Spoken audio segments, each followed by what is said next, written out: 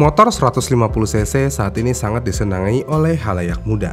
Motor ini begitu terlihat keren di mata pengendaranya, padahal belum tentu kalau orang lain yang melihat juga keren.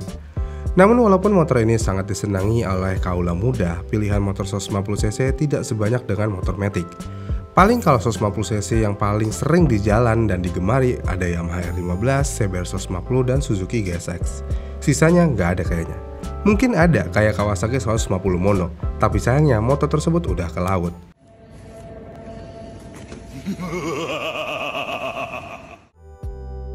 Kemudian walaupun motor 150cc ini begitu dicintai, tapi tetap aja ada aja yang bisa dibilang benci motor-motor ini. Kenapa? Ya karena biasanya pengguna motor beginian berisik, ugal, dan lainnya. Dengan kondisi tersebut muncullah hujatan-hujatan yang menyiksa hati, misalnya kayak kopong. Istilah kopong sendiri sangat melekat di Yamaha R15. Kenapa? Ya karena motor ini memiliki bodi yang besar dan banyak rongga di antara mesin dan fairingnya. Kemudian di peringkat kedua motor kopong ada CBR 150. Motor ini juga nggak lepas dari hujatan kopong. Kemudian ada satu motor yang nggak pernah dapat hujatan kopong, yaitu Suzuki GSX 150. Suzuki tidak bisa dihujat kopong karena motor ini begitu ringkes dan kecil. Jadi hujatan di GSX bukan kopong, melainkan motor bocil karena saking kecilnya. Kemudian dengan beberapa upgrade yang ada, akhirnya motor-motor seperti R15 ataupun Honda CBR mendapatkan upgrade dari pabrikan sehingga tidak terlihat terlalu kopong. Dan uniknya para penghujat pun tetap ngatain motor tersebut kopong. Tapi kopongnya bukan di bodi lagi, melainkan tenaganya. Bodi gede, moge look, tapi larinya loyo. Yang ujung-ujungannya jadi motor kopong juga.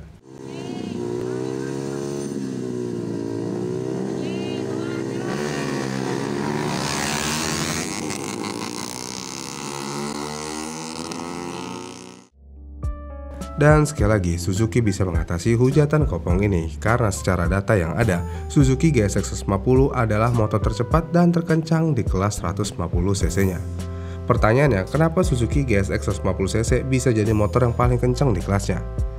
Suzuki GSX 150 ini diluncurkan oleh Suzuki di Indonesia tepat pada tahun 2017, yang berarti telat hampir 10 tahun setelah Yamaha R15 mengaspal di Indonesia. Namun walaupun datangnya terlambat, Suzuki tidak membuat fansnya kecewa. Jadi ketika diluncurkan, motor ini langsung menjadi motor terkencang dibandingkan Yamaha R15 dan CBR 150. Mungkin sama Yamaha oke lah, Yamaha bisa kalah karena Yamaha masih pakai SOHC. Terus kalau sama CBR gimana nih? Kan CBR udah DOHC. Gini nih. Suzuki menggunakan mesin single cylinder 147,3cc dengan bor 62 dan stroke di 48,8 mm, full injection throttle body 33 mm yang memiliki kompresi 11,5/1 yang bisa menghasilkan tenaga di 18,9 horsepower di 10.500 rpm dan torsi maksimal di 14 Nm di 9.000 rpm, dan yang pasti mesinnya mengusung sistem DOHC.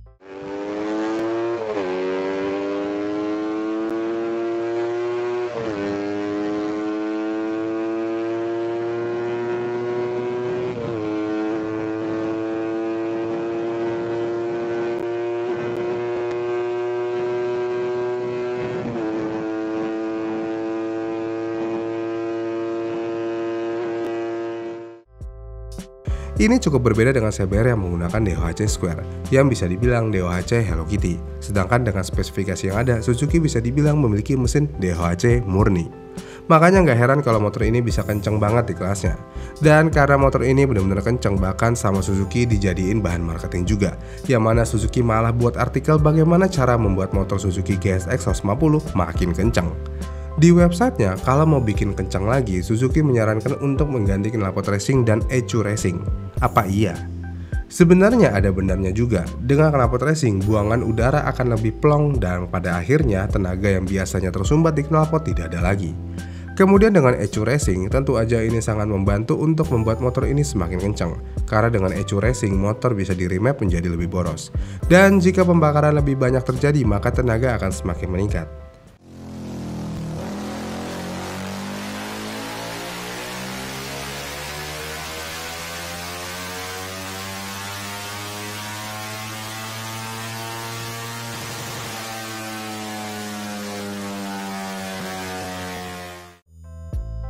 Kemudian selain itu, Suzuki juga menyarankan untuk mengganti filter udara racing. Jadi filter udara racing mampu membantu meningkatkan debit aliran udara ke ruang bakar. Dengan demikian, efisiensi volumetrik udara yang terhisap masuk ke ruang bakar dapat meningkat. dan langsung berdampak signifikan pada kenaikan performa. Dengan mengganti filter udara racing aja, dilansir mampu meningkatkan tenaga sebesar 4% jika dibandingkan dengan filter udara original.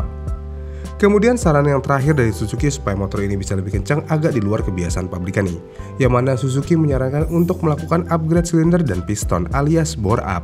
Cukup di luar biasanya nih, pabrikan nyuruh bore up.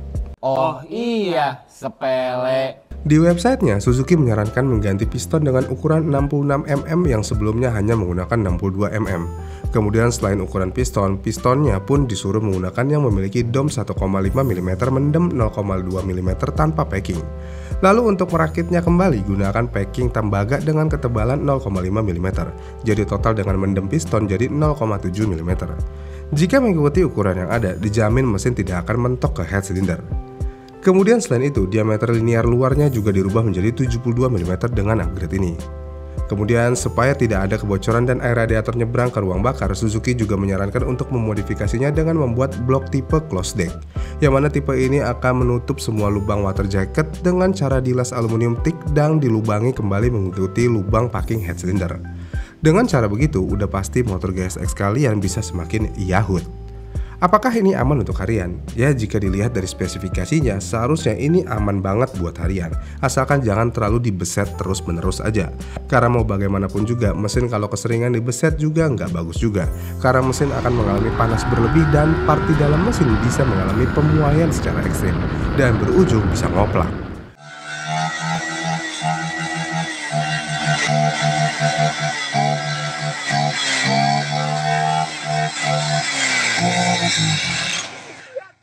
Kemudian selain itu, dilihat dari cara Suzuki memberitahu untuk membuat motor GSX-nya bisa lebih ngebut, Suzuki benar-benar yakin kalau motor mereka emang benar-benar ngebut.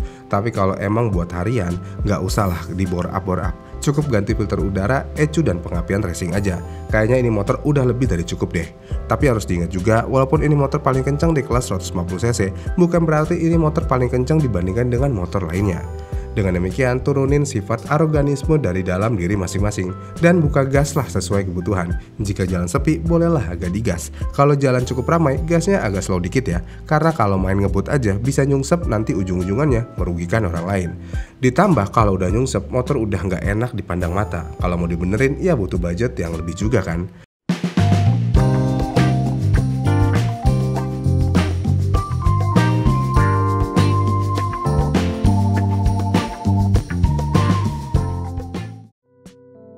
Gimana nih menurut kalian? Apakah Suzuki emang sengebut itu? Komen di kolom komentar di bawah ya. Dan jika kalian suka dengan video ini, kalian bisa like dan subscribe channel ini. Dan sampai jumpa di video selanjutnya.